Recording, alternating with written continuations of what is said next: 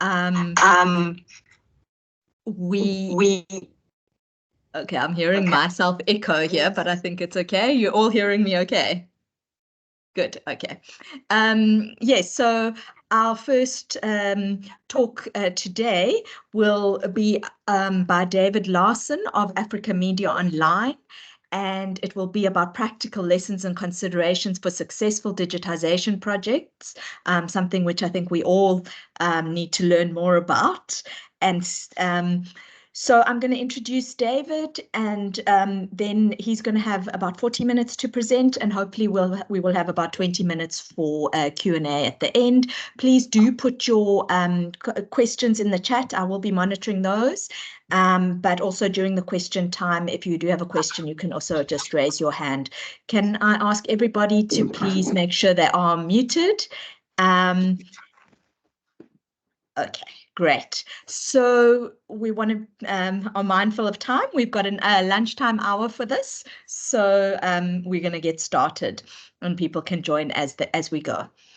So David Larson, who you also see on your screen there, is the founder and director of Africa Media Online. David has led the writing of best practices in South Africa's national policy on digitization of heritage resources, and he has assisted a number of regional and national heritage organizations in South Africa to develop digital archive strategies, including Freedom Park, the Durban Natural Science Museum, KwaZulu-Natal Museum, and the KwaZulu-Natal Archives. As Africa Media Online also does training in their digital campus, training fundamentals of developing a digital archive. Africa Media Online has also established a specialist digitization service that is able to meet the highest international standards, and they count their clients as the Rijksmuseum in Amsterdam, the Google Cultural Institute, the Brenthurst Library, Iziko Museums, the National Museum of Bloemfontein, the National Archives, and many, many, many, many more.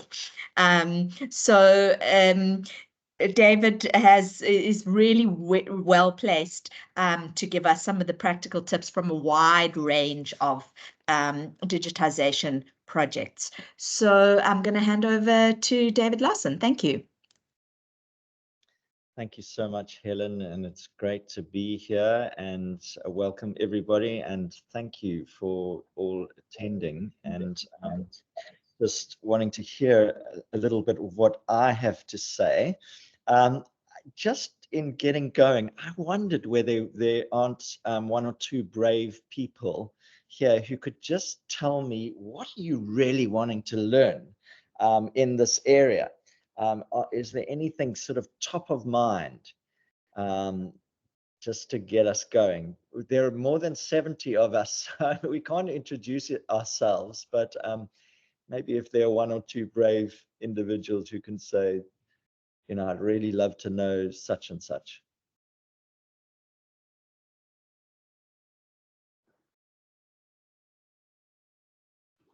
Anyone out there? I'm not seeing any. Oh, there's a hand. Okay, I see a hand. Ashwell. Ashwell. Hi, good afternoon, David. Thank you, Helen. Okay.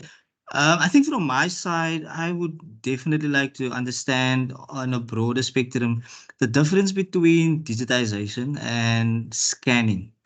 Currently, we are in the trade that I'm in, we conduct records management inspections at governmental bodies within the Western Cape region.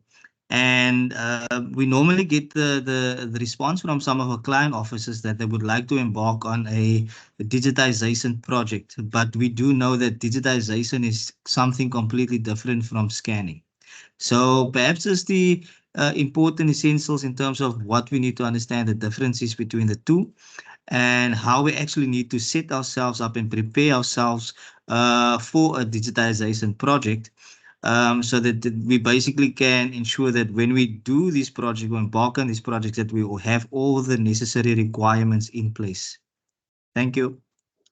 Great question, Ashwell. There's also one in the chat, David, from Natasha, who says, how does digitization of records impact the retention of physical records?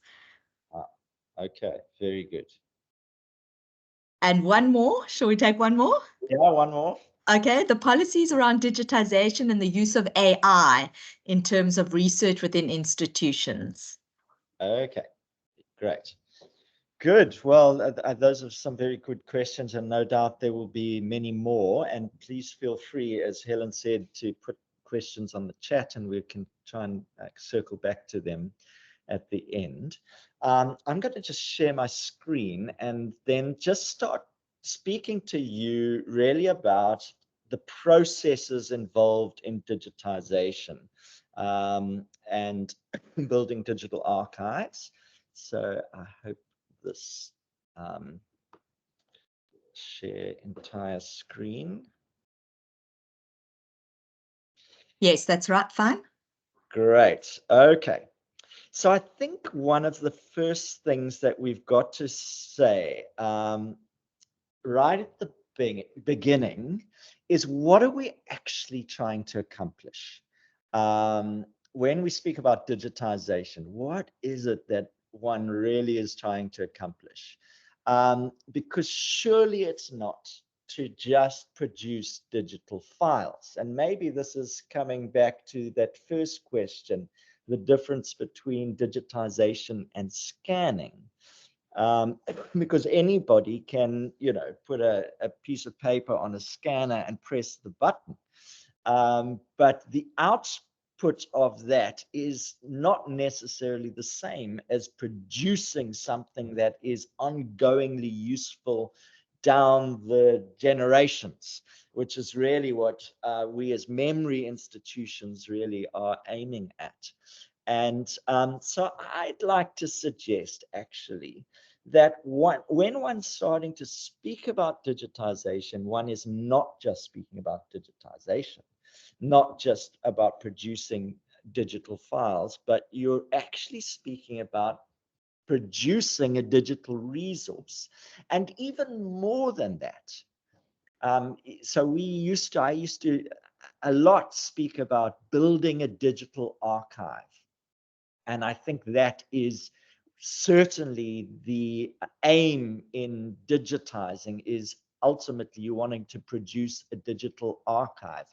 But even beyond that, digitization, digital archiving is actually about reaching an audience for your collection and reaching the audience in such a way that that collection is maintained in the long term and is much more accessible than perhaps it is currently, and is preserved.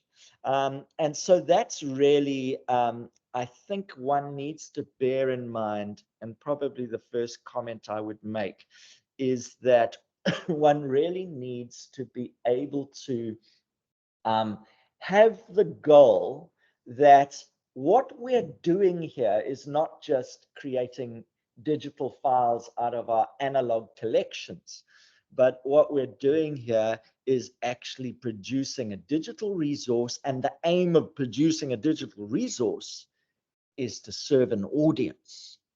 And that audience should be able to do what they need to do with that digital resource, and the physical resource at the end of the day. So one is really serving people in this regard. It's not an end in itself to produce digital files, and even to produce a digital resource, but it must reach the audience. And so that's I think a really critical thing in this regard. So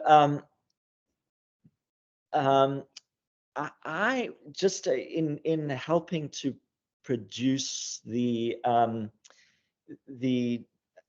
best practices for the national policy on digitization of heritage resources, Roger Layton came up with a 10 processes model, and we sort of had worked together on that. And and over the years, Africa Media Online has, in our more than 500 digitization projects, has increased that 10 processes to 16 processes. And I think it's a useful model to just help us with how do we actually build a digital archive and reach an audience with this digital content and serve an audience with this digital content. So probably the very first step in that entire process is a step I call scoping. And scoping is really about aligning this process of building a digital archive and reaching an audience with the vision, mission, and strategic objectives of your organization. And I think, I mean, we're speaking here about practical, um, you know, interventions. How do we actually practically do these things? But I think we have to take a step back and say, well, nothing is going to be sustainable in the long run unless one can actually get buy-in on this very, actually what is a very complex and enduring process that one is embarking on. And political, organizational buy-in is absolutely critical. And I speak from experience here because we have done many digitization projects for organizations that didn't have this. And pretty soon, or I mean, it can be a couple of years, at some point, you know, your champion from that organization leaves, and there's no organizational buy-in, and that digital archive dies, and nobody is prepared to sustain it anymore. Nobody understands it, and so on and so forth. And so it's really critical right at the beginning of any, you know, embarking on a digitization process. It's really critical to get buy-in, and one gets buy-in by making sure that the objectives of building a digital archive and reaching an audience with that digital resource is really in line with the strategic objectives of the organization, the vision, mission, and strategic objectives. Because if you can get that alignment, and you can get at board level or at senior management level complete understanding of what we're trying to accomplish here, then it's likely to be much more sustainable in the long run, because everyone understands why you're doing it, and why it's important to do and spend all of this money, and so on and so forth.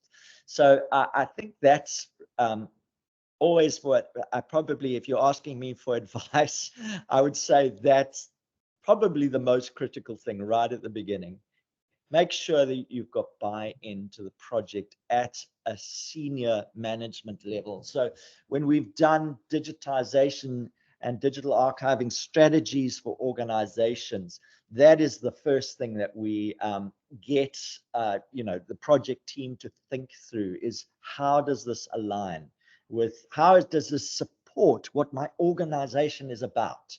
How does this undergird what the entire organization is trying to accomplish? If you can align that, then people are likely to buy in, people are likely to support it, not just in the short term, not just while it's sexy, but in the long run. And so, yeah, that's very critical, and I can't kind of emphasize that enough. So the next process that we have often spoken about is the screening process.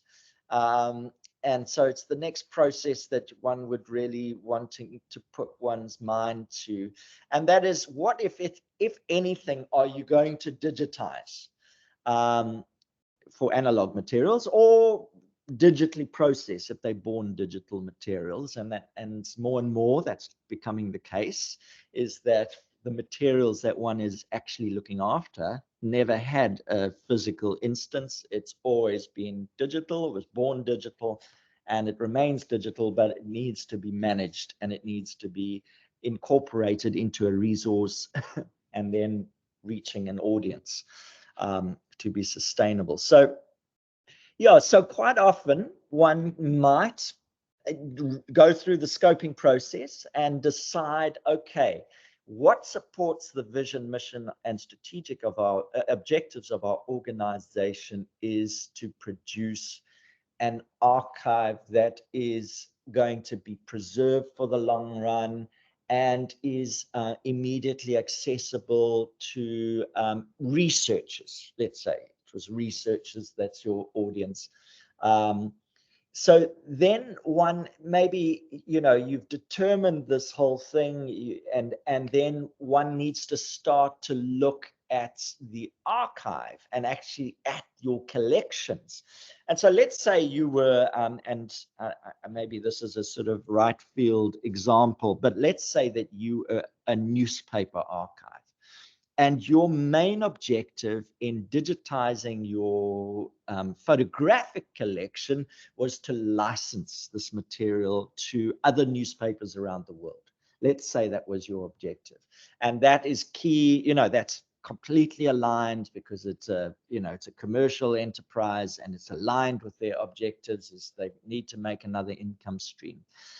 Let's say that was your goal. But if you then went and looked at all your collections and you discovered large chunks of your collection were not owned by the organization, you don't own the copyright to that material, well, then you have to realize that actually you can't achieve the objectives that are set out by the vision, mission, and strategic objectives.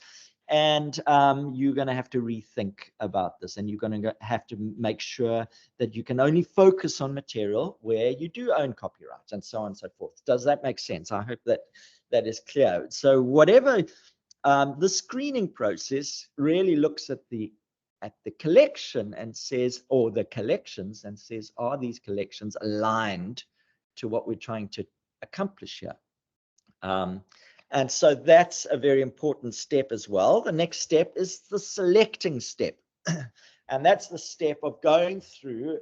So maybe you've identified, yes, we do have certain collections in our entire archive that do align, that will support the vision, mission, and strategic objectives of the organization. And okay, now we need to actually delve into the collection itself and say, what in this collection are we actually going to actually select to digitize in you know, in the first place? And quite often there are probably three main criteria upon which one selects the actual material to be digitized. You know, GLAM institutions looking at maintaining resources for the long term, one of their first port of call in that regard is, what of this material is about to die? What of this material is about to disappear and never be retrievable again? And particularly then, you know, organizations tend to think about actually audiovisual materials, which are on magnetic tape, and that magnetic tape only lasts so long. Or it might be actually digital materials, and as we know with digital materials, they're easily created and even more easily lost. And so they say there are only two types of people in the world: those who have had a hard drive failure and those who are about to have one. And so securing a digital resource or a digital collection becomes quite critical. As it is with AV materials, you know, you've got a longer lifespan on, say, you know, silver prints, photographic prints, or so on. They can last 500 years or so on. So maybe, so that is one of the real key criteria upon which to select materials. Another criteria that I see coming along quite often is actually the criteria of what materials are most used. And that might be, okay, that might be a preservation consideration, because it might be that, and I remember we were digitizing birth and death registers at KZN archives a couple of years ago.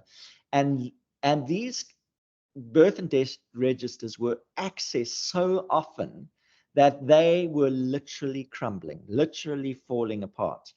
and because they were so valuable, so many people wanted to access them, and so digitizing them made complete sense, because actually in digitizing them, one was making them available in a way which didn't degrade the original. Um, and so that becomes a consideration as well, is popular material, material that people want. So that comes into play as well.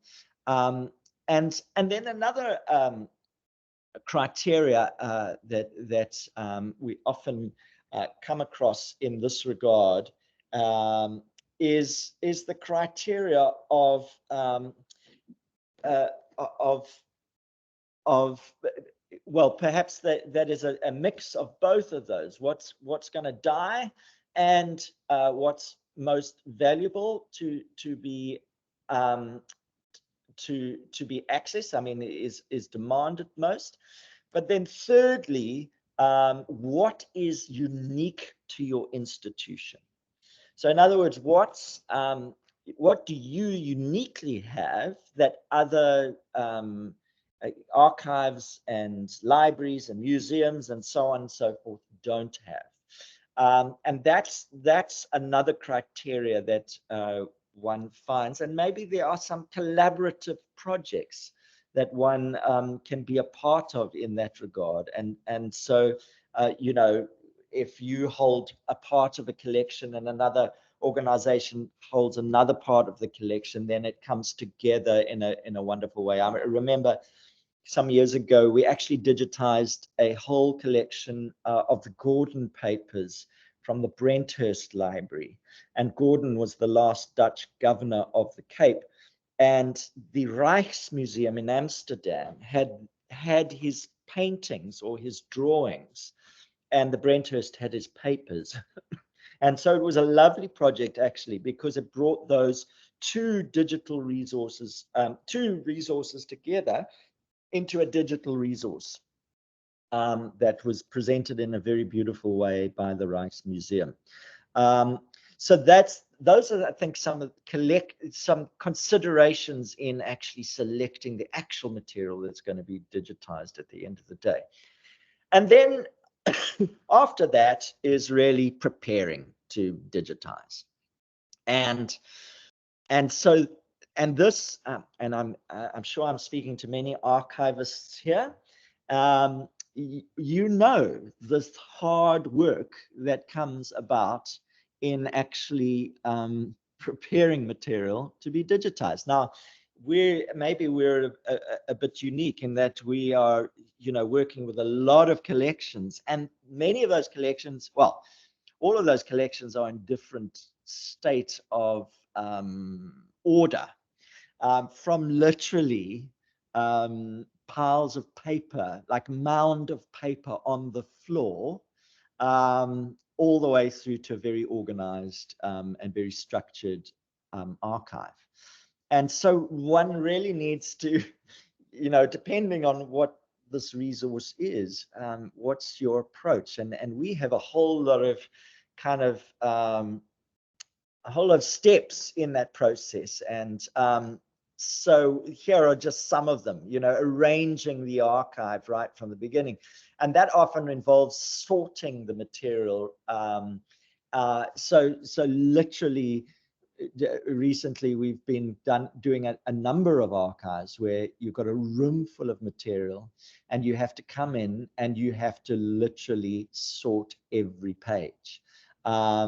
And you have to arrange it, and sometimes it's fairly organized, or parts of it is organized, other parts is not. And so you've got to sort through it, and you've got to come up with the categories, aware of the history of this collection, aware of the background, aware of where else in the world. So we were working, for instance, on the Tutu archive, and really we were building a digital archive for the Tutu IP Trust. And the first place we went to is actually, where else in the world are Tutu materials kept?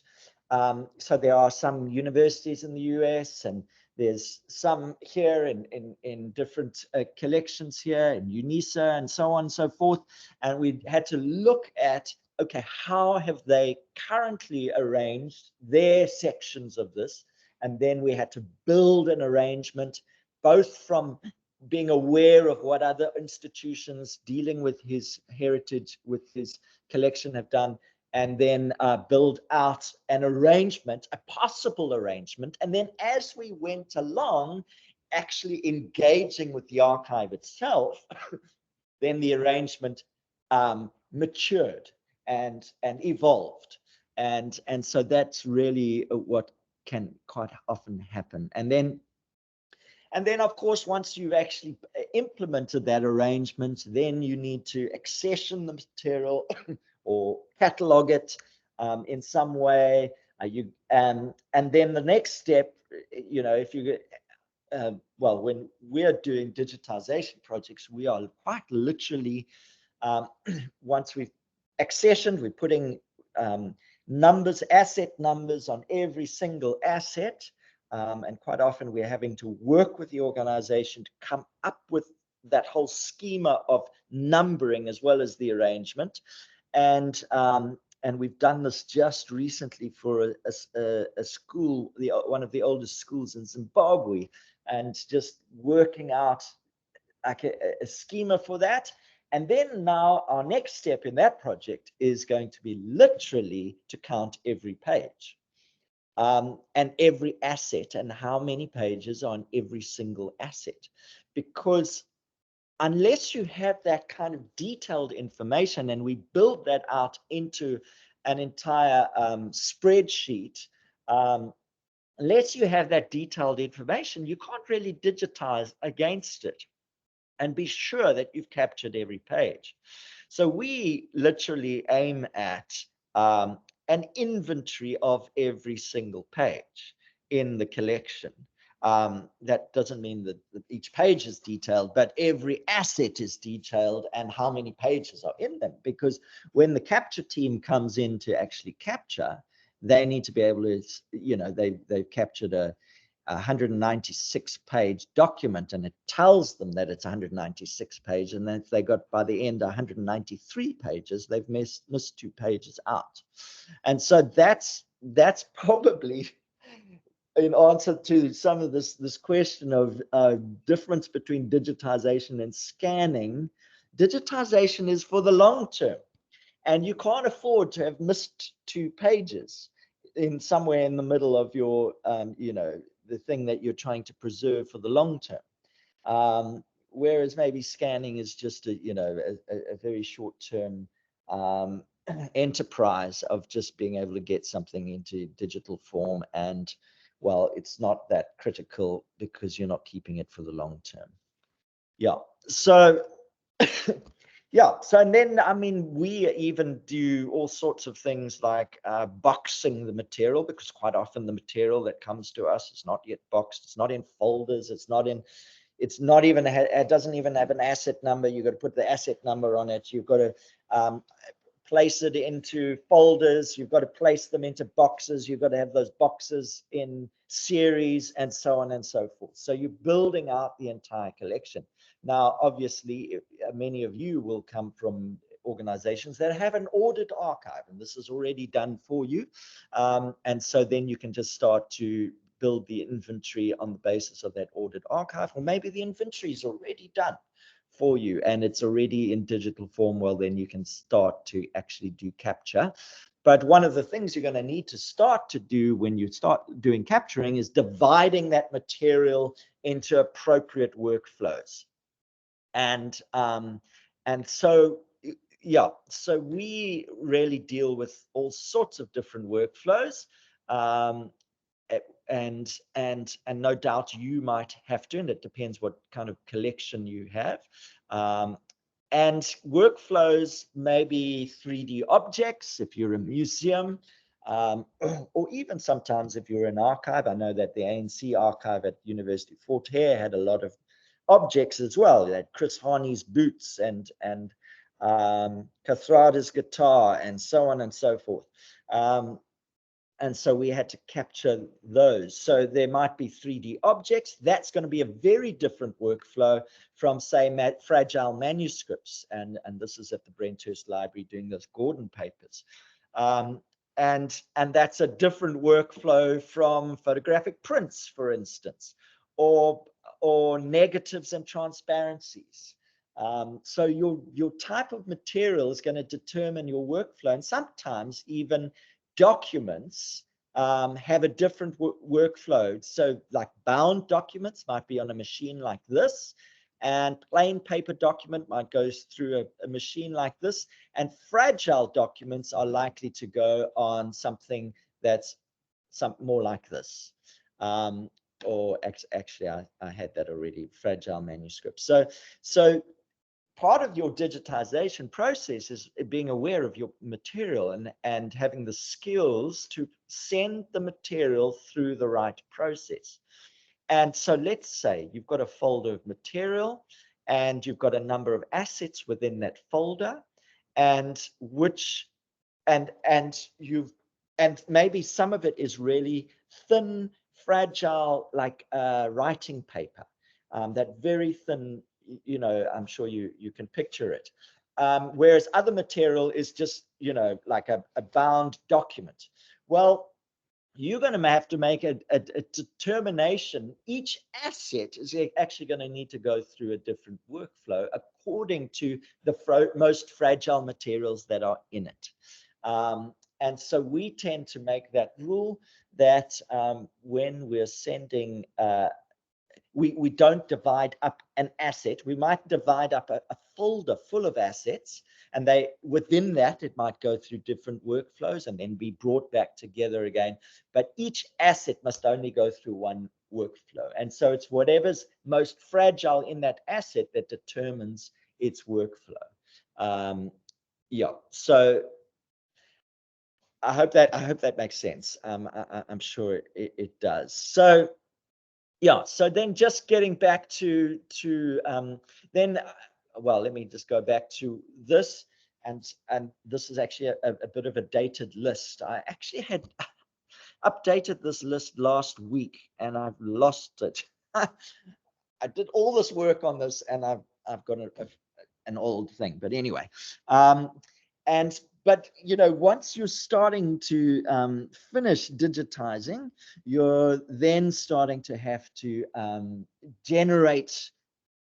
So you've captured all the files, then you're going to process those files, and processing may look different with different workflows.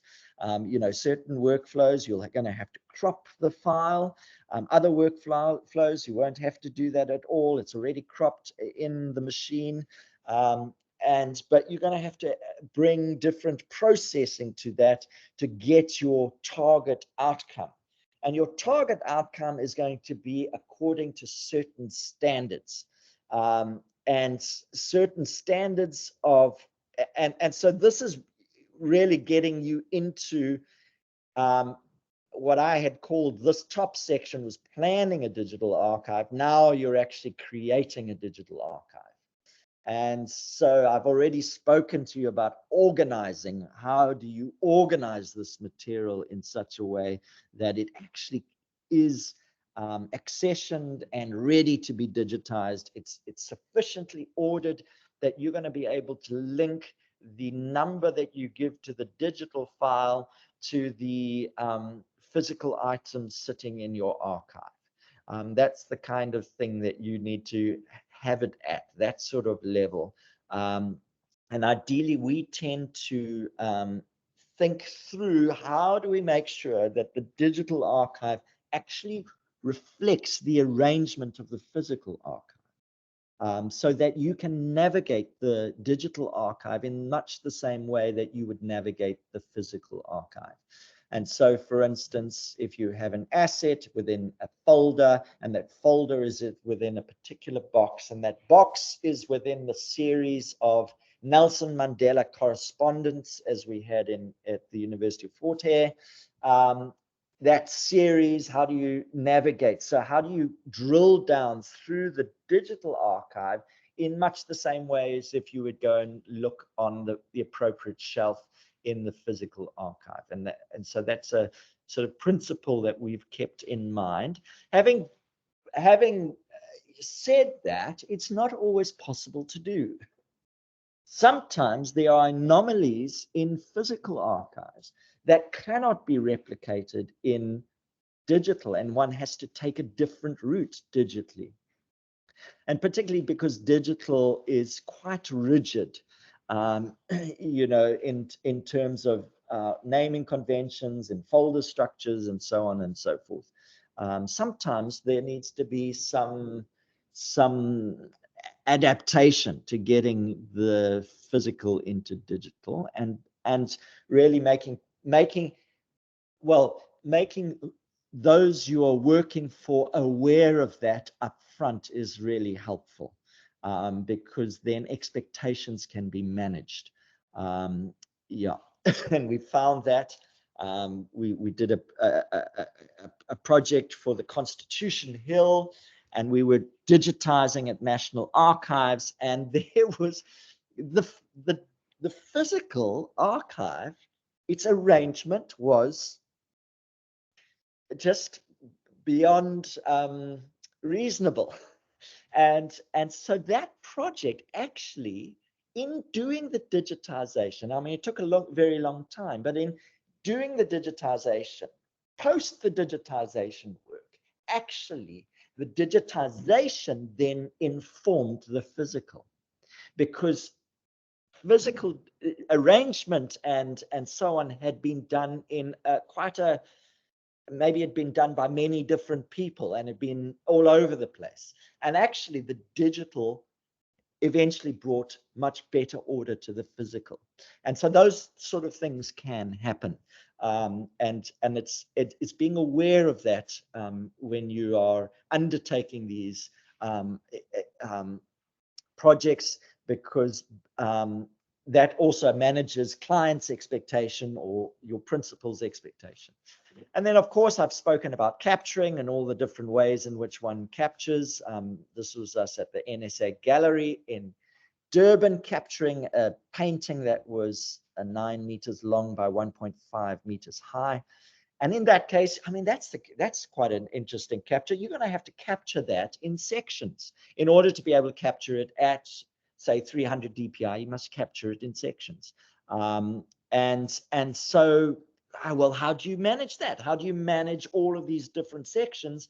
And what's your naming convention that allows you to then find those files and then merge them together at the end to create a total sort of panoramic? Likewise, if you're dealing with 3D objects, often you're going to be capturing at multiple focus points, and then you're going to merge that together to be able to get a fully in focus object. And so those sorts of there are many, and I think this is your criteria in building a capture team.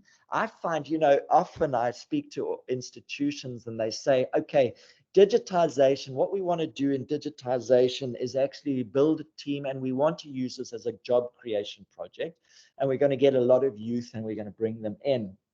And I always kind of nod my head and say, it's a great idea and it's wonderful to really empower youth in this regard.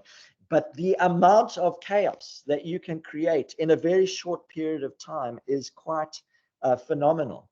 And so that's why I tend to kind of encourage organizations that actually the place really of involving youth is more in the curation of the collection at the end and doing some wonderful things with creative projects with it, rather than in the middle of the technical thing, because actually you need very tight controls.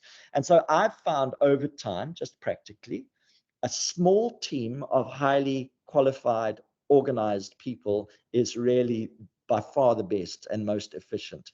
And I talk from experience. I talk from the experience of having to redo whole digitization projects because, the focus is out or whatever, or whole sections. I mean, more recently, we were digitizing a photographer's collection, and the capture person was just not paying attention. And the focus was just ever so slightly out on capturing these slides. And so we had to redo it. We had to redo, and it is a guarantee that we do as an organization, that anything that you're unhappy with, we will redo at our own cost, and which is the advantage of maybe outsourcing in some of these things. But it is a reality that one needs to work with people who really do know what they're doing and be trained, and it's reinforced in a very strategic and consistent way. And then I've spoken to you about processing, and finally, let's speak about describing, because really, if you have done all this work to digitize an archive, but you are not associating metadata, and that metadata can be at all sorts of levels, then it's not findable and it's not terribly usable. And this, I guess, there was a question about AI. This is where I think AI is going to be enormously helpful and increasingly helpful down the line. So already we're starting to use, for instance, ChatGPT to summarize things for us. We haven't quite got to the point where we're doing it en masse. But, you know, to be able to feed in the OCR, or the optical character recognition text of documents, into an AI engine and have it come out with a summary which is accurate and is according to a certain format and so on and so forth, is enormously helpful. Likewise, AI in recognizing objects in pictures is becoming very much more mature, and we have a number of so we represent a number of digital curation systems, and a number of these, like this Limecraft, will do speech to text on video and audio collections, and this Engage is actually an app, but this MediaGraph does amazing face recognition, and this is where it's really coming alive. So I mean, you know, you've got an archive, maybe you've got a sports archive, and you want to recognize faces right across all the photographs in the archive, and be able to automatically tag, you know, whoever it is in these photos. This is really the future. This is where it's going, and so that's enormously helpful to be able to utilize AI tools around that. I think is really going to be helping unlock a lot of collections that were, you know, just, it was too labor intensive to be able to get there. But there's always an element, and this is really key, always an element of human interaction. That you always, AI is not, you know, the button that you can click and it's all done for you. No, there is a very much an engagement from senior or just technically savvy people who can really get the best out of these mechanisms. Okay, so we've done planning a digital archive, creating a digital archive. Now we're on to preserving a digital archive. And I see that I am out of time. So I'm just going to speak for 5 minutes on these last two, and then we'll go to questions, if you don't mind. So preserving a digital archive. So it is no good building a digital resource if, number one, you cannot look after that, and number two, and this is what we'll get to, you can't make it accessible by the world. And so it's better in some ways to just keep it in physical form, because you've got less costs by just keeping it in physical form if you're unable to do those things. The real benefit of digital is to be able to preserve it in another form, so that if the original, like at the Jagger Library, or like at UKZN Law Library, or like at Parliament, it burns down, at least you can get back to it. You can get that information. That's a real benefit to digital. But actually, even greater benefit is the access that it gives to the world around that material. And this is where really one is getting into processes. So generating, you are, once you've processed your digital files, and I didn't speak about standards, but there are some very clear standards now for how you capture digital files and what standards you need to meet for various types of material. One of those standards is called FADGI. It's the American standard. Another is the European standard is Metamorphosa, and we bought Hans van Dormelen from Holland out here, and Hans is the author of the Metamorphosa standard, and both of those standards are now part of the ISO standard, the International Standards Organization standard on digital capture.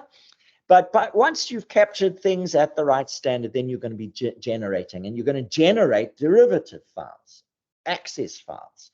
So for instance, when we capturing documents, each page is captured as a TIFF file, an uncompressed TIFF file. That's the archival standard. But, you know, accessing an uncompressed TIFF file, especially across the internet, is problematic. And so you need to be able to generate derivatives, thumbnails, previews, low reses that go onto your digital repository.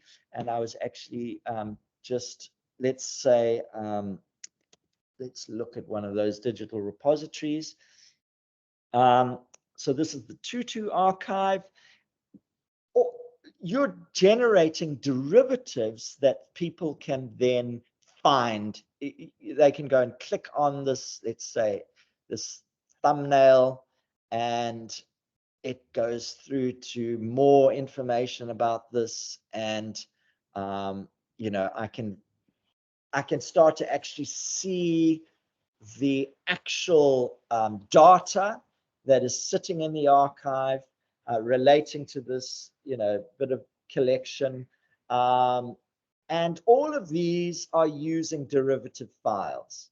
And those derivative files are what really makes it, and I can actually even zoom in and so on and so forth. This is using derivative files. This isn't using the preservation quality TIFF file. This is using a derivative file that is produced, and that is that process of generating. And then you're going to ingest it into a digital repository, and ideally you need to have a long-term digital repository, and there are various systems out there for doing that. It's not inexpensive, but if you're going to keep it forever, you need to be able to do that. And then you're going to be storing it in different places, and there's the 3-2-1 rule about storing digital material, 3 copies in 2 different types of media, and 1 off-site copy is the standard 3-2-1 rule. And you're going to constantly migrate that material over time. So as new, you know, storage mechanisms come out and so on and so forth, as new file formats, you're going to change file formats and so on and so forth. As it is, one is always trying to save into open standards so that they are forward migratable and that you're not using a proprietary system. And then finally, so I've done planning a digital archive, you're creating a digital archive, preserving a digital archive, and finally sustaining a digital archive.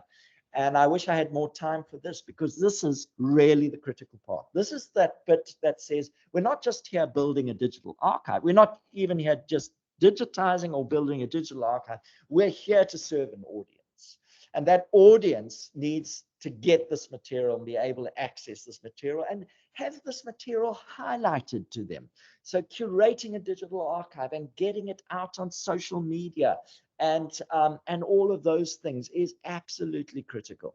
And so, yeah, these are the processes of curating this material, making it navigable so that they can drill down through the arrangement structure, or they can search, or they can browse galleries where you've kind of highlighted particular material. That's all really critical. And then you're putting it out on social media, and you are enabling access and you're enabling use of this material. Those are the things that that really generally gets forgotten, particularly by those who are more custodians of the archive. One thinks, well, my job is just to preserve this and just to make sure it's there when researchers or the general public wants to use it. But actually, a very critical part of the job, and to really do it well and to sustain it in the long run, is to make sure that the world gets this material and is able to access it. And with that, and then of course use it. And that's in very many different ways. So it can be in exhibitions and galleries and licensing and even fine art prints and so on and so forth, and researchers around the world, and making the resources available to universities and libraries according to your mandate. Whatever the mandate of your organization, then goes back to your vision, mission, and strategic objectives. What is your mandate? What is it that you need to accomplish as an organization? Well, it's got to get all the way down the line. It can't be just good enough to produce digital files or just good enough to even create a digital repository. It has to get to the end users. And because they're the ones who are the community who's going to sustain your digital resource. Okay, I think I have spoken enough. So I'm going to stop sharing and you can ask questions. Thank you so much, David, for that very clear kind of outline of what it takes. It makes it look simpler than it makes it look simple, but we know that it's quite complex. Would anybody, you're welcome to put up your hand. I think to just kick us off in terms of questions, I'm just going to kind of try and group some of the ones I've seen in the chat. We've spoken about AI a little bit, so there are a number of people who are here looking at either their own personal archives or a sports collection, or there's one here about a voluntary architectural conservation body who would like to build an online archive, and asking about what you recommend for amateurs as the best format or minimum quality requirements for digital images, either new images as digital photos or the digitization of existing materials like the drawings or plans. Okay, so I think the accessibility of cameras nowadays is such that you've got really high quality in accessibly priced capture devices. And so I think those accessibly priced capture devices are able to do what are the minimum requirements. And those minimum requirements are really capturing whatever you're capturing it at the standard that you would need to be able to reproduce that. So obviously everyone speaks about 600 DPI for photographs or 300 DPI for pages and so on and so forth. Yes, those are good guidelines, but actually, what is the standard that you need to capture to be able to reproduce the smallest, most significant, or smallest significant aspect of whatever you're capturing? That's the real standard. Because it might be, so you've got a 35 millimeter slide, and you've heard, whatever, 600 DPI is the standard. Well, actually, you're going to have you're going to be able to produce the 35 millimeter slide at double the size. You're going to have a tiny little thing still. No, you're going to need to capture at 1,200 at the minimum, and ideally at 5,000 DPI. you know, something along those lines, 4,600 DPI. And so those are the sort of things that one needs to take into consideration. But the advantage is these things are becoming really, really accessible. Now, we do represent a system called phase 1. And this is like the peak. This is like the top. And so, yes, if you're wanting to, you know, really do the absolute best in the industry, well, using phase 1, but you could be using a Canon camera as well. Particularly if you're an amateur archive and you don't need to get down to the absolute fine detail, but you need to reproduce it at sufficient to be able to. And so really one needs to bear in mind sufficiency for what you're trying to accomplish. And I would say there are many, many opportunities now. In fact, I was just showing my screen and I realized I wasn't actually showing my screen. But anyway, that gives you an idea. I hope that's helpful.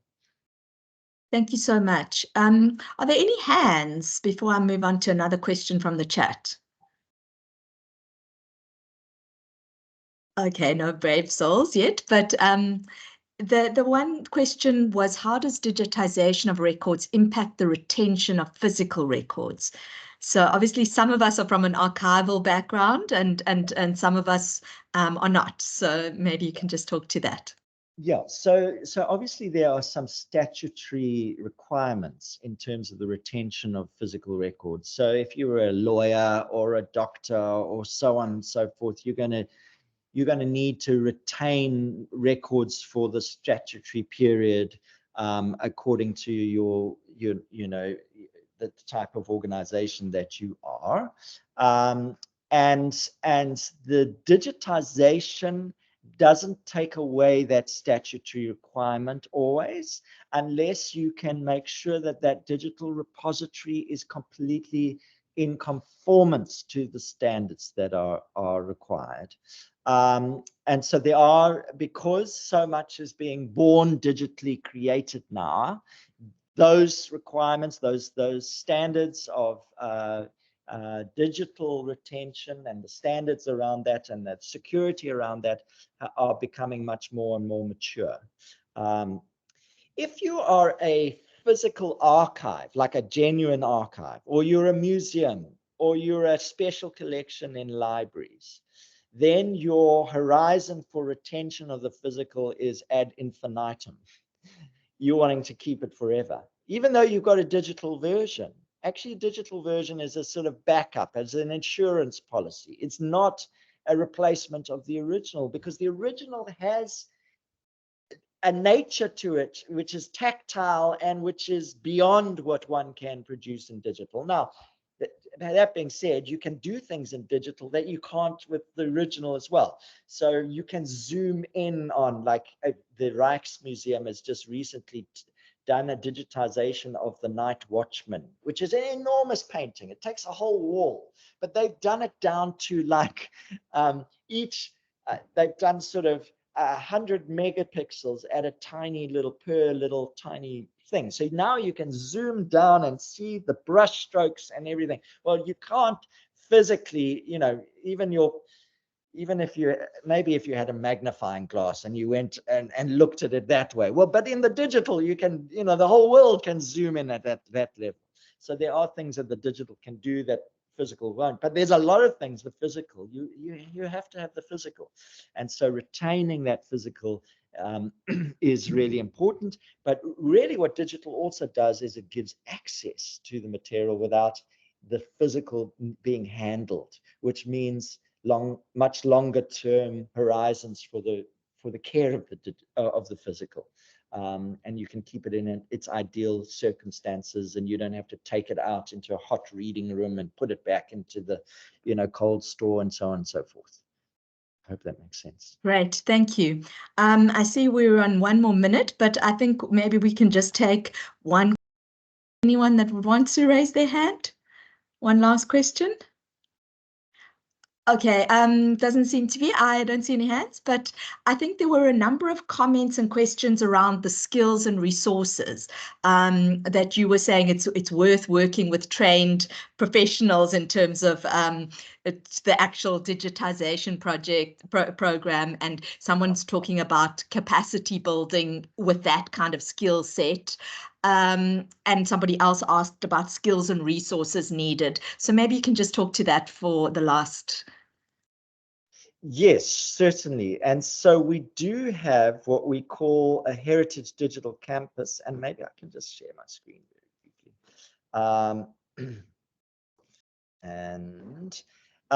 So this is training that we do, and the training is really focused. Let's see, where was I? Heritage Digital Campus.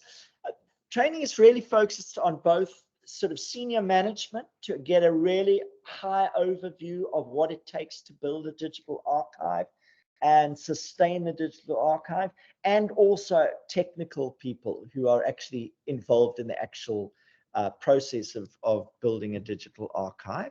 And so this is the sort of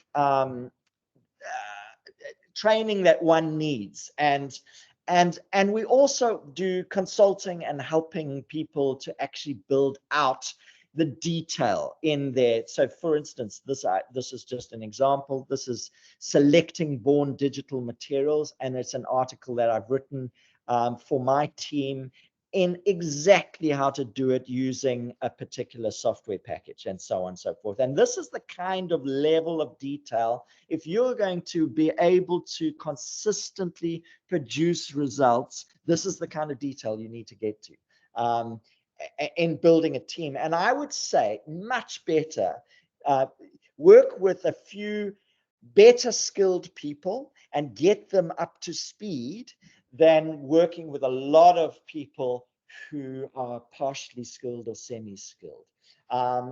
Much better to build incrementally just with a few and really invest in them rather than try, do a sort of, I think you've got to decide, is this, is what you're trying to do job creation, or is what you're trying to do actually digitize this resource? And I would say you can create much more jobs long term if you digitize the resource at the right standard, and then you enable people to curate and generate knowledge and art and so on and so forth down the line, is my experience. Thank you so much, David. We're on 2:02 and I'm mindful of people's time. So I'd just like to thank everybody for their participation, and to David for coming online and contributing to our National Archives Week. And please know that for those of you in Cape Town, we are offering behind the scenes tours, and we have another 2 online workshops happening this week. So please do get in touch if you would like to join any of those. I will put my email in the chat. But thank you so much for participating. Thank you, everybody. Thank you. Bye-bye. Thank you. Bye-bye.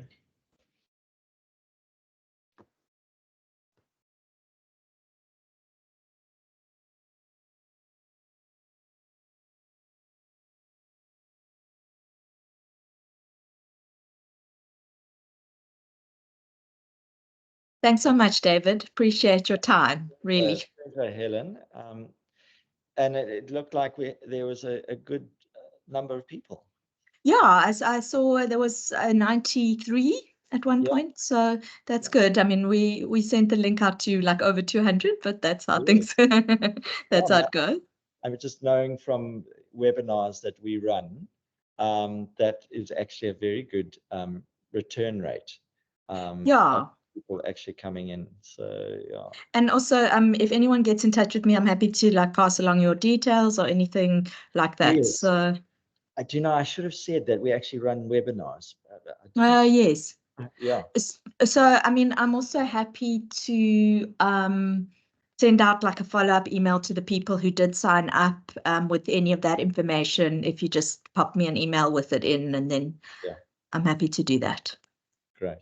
Great. Thank you so much, David. Nice to see you. Otherwise, Bye. Bye.